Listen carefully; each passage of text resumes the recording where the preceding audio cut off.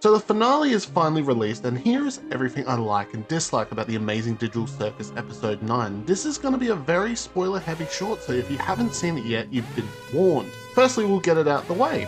Kane coming back was great, as he is my favourite character. Watch my favourite character short down below. I had a feeling Kane was going to be reintroduced into this episode by some means, but I mainly thought it was going to be through flashbacks. But the fact that he was reintroduced into the circus did make me happy.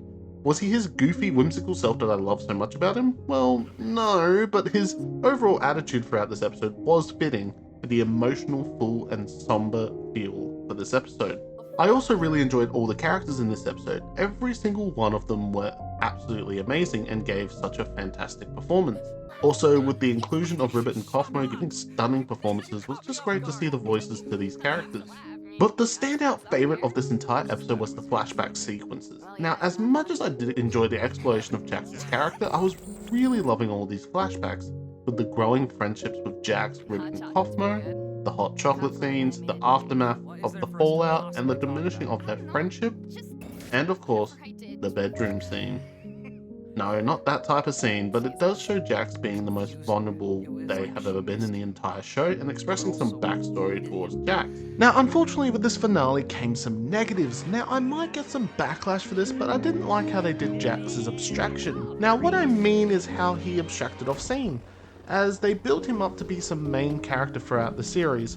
Yes, I understand why they did it this way, but when it happened, I was more shocked we didn't see it on a camera instead of shocked that he even extracted. I also had a problem with the pacing of this episode. It is inconsistent this entire episode. Some scenes end abruptly and others go on longer than it should. It's very apparent in the first half, but it does fix up during the second half. Fans are very split on this finale, and I completely understand, as I am too. Especially after running for 3 years, being built up all to this moment, in my opinion, I didn't believe it delivered as much as I hoped it would. Now, with that all being said, I still think this show is a fantastic watch and very impressive creation that everyone who worked on it should be proud of what they have made. Especially Gooseworks, created an absolute gem of a show, and despite all the criticism and controversy she has been involved recently, it doesn't take away from the awesome show that has been created. But does it deserve the IMDb rating? They rated it an 8.2, and I do think it is a bit too high in my opinion. 6.0 in my opinion.